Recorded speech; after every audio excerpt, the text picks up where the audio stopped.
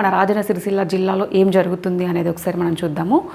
ఈరోజు పేపర్లో అయితే నిబంధనలు ప్యూజ్యం అగ్గికి ఆజ్యం.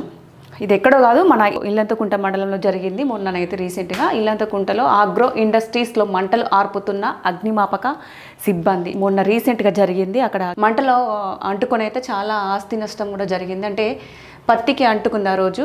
జిల్లాలో అగ్నిమాపక భద్రత నిబంధనలకు గాలి కొదిలేస్తున్నారు. సిరిసిల్ల జిల్లా కేంద్రంగా ఏర్పడి నాటి నుంచి అభివృద్ధి పరంగా అనేక వాణిజ్య సముదాయాలు, ప్రైవేటు ఆసుపత్రులు, అలాగే లాడ్జీలు, హోటళ్లు, ఫంక్షన్ హాల్లు, విద్యా సంస్థలు, షాపింగ్ కాంప్లెక్స్లు, బహుళ అంతస్తుల నిర్మాణాలు రోజు రోజుకి పెరుగుతున్నాయి. కానీ వాటిలో అగ్నిమాపక భద్రత ఏర్పాట్లు ప్రశ్నార్థకరంగా మారాయి. నిజంగానే మన రాజన్న సిరిసిల్ల జిల్లాలోనైతే ప్రైవేట్ ఆసుపత్రులు, లాడ్జీలు, హోటళ్లు, ఫంక్షన్ హాల్లు, విద్యా సంస్థలు, షాపింగ్ కాంప్లెక్స్లు ఇలా రోజు రోజుకి ఇంకా ఎక్కువ పెరుగుతున్నాయి. కానీ అందులో మాత్రం అగ్నిమాపక భద్రత ఏర్పాట్లు అయితే ప్రశ్నార్థకరంగా మారింది. నేను కూడా ఎక్కడో చూసినా కూడా ఎక్కడ కూడా నాకు కనిపించట్లేదు, చాలా తక్కువ కనిపిస్తున్నాయి.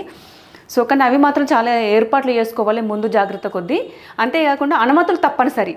ఫైర్ సేఫ్టీ నిబంధనల ప్రకారం నిర్దిష్ట పరిమాణానికి మించిన భవనాలు అగ్నిమాపక శాఖ నుంచి తప్పనిసరిగా అనుమతులు పొందాలి. సో వాణిజ్య సముదాయాలు 18 మీటర్లు, రెసిడెన్షియల్ భవనాలు 15 మీటర్లకు పైగా ఎత్తు నిర్మిస్తే అగ్నిమాపక నిబంధనలు ఖచ్చితంగా పాటించాలి. సో ఇది ఖచ్చితంగా నిబంధనలు పాటించాలని చెప్పేసి అంటున్నారు. 18 మీటర్లు, అలాగే రెసిడెన్షియల్ భవనాలు అయితే 15 మీటర్లకు పైగా ఎత్తు ఉంటే మాత్రం అగ్నిమాపక నిబంధనలు ఖచ్చితంగా పాటించాలని చెప్పేసి అంటున్నారు. అంతేకాకుండా తనిఖీలు లేవు. వాణిజ్య సముదాయాల భవన యజమానులు అగ్నిమాపక నిబంధనలను పట్టించుకోకుండా నిర్లక్ష్యంగా వ్యవహరిస్తున్నారు. అకస్మాత్తుగా ప్రమాదాలు సంభవిస్తే పరిస్థితి ఏంటని పలువురు ప్రశ్నిస్తున్నారు.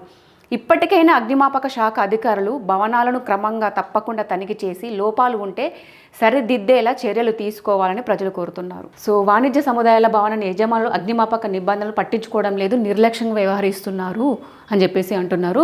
ముఖ్యంగా ఏదైనా అకస్మాత్తుగా ప్రమాదాలు సంభవిస్తే ఏంటి పరిస్థితి అని చెప్పేసి కూడా అధికారులు వెంటనే వచ్చి కూడా క్రమం తప్పకుండా తనిఖీ చేసి లోపాలు ఏమన్నా ఉంటే సరిదిద్దేలా చర్యలు తీసుకోవాలని ప్రజలు కూడా కోరుతున్నారు.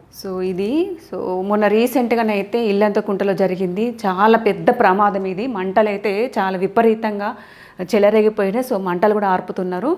సో అలాగే ఉల్లంఘిస్తే కఠిన చర్యలు తప్పవంటున్నారు. ఎవరు? Narender, station fire officer, Sircilla. So భవనాలు, వాణిజ్య సముదాయాలు, ఆసుపత్రులు, ఫంక్షన్ హాళ్లలో అగ్నిమాపక నిబంధనలు ఖచ్చితంగా పాటించాలి. అగ్నిమాపక శాఖ నుంచి తప్పనిసరిగా ఫైర్ ఎన్ఓసి తీసుకోవాలి. రద్దీ ప్రదేశాల్లో జాగ్రత్తలు పాటించాలి. అగ్నిమాపక పరికరాలపై సిబ్బందికి అవగాహన కల్పించాలి. ఎవరైనా నిబంధనలు ఉల్లంఘిస్తే కఠిన చర్యలు తీసుకోవాలని చెప్పేసి మన సిరిసిల్ల ఫైర్ ఆఫీసర్ నరేందర్ గారు తెలియజేశారు.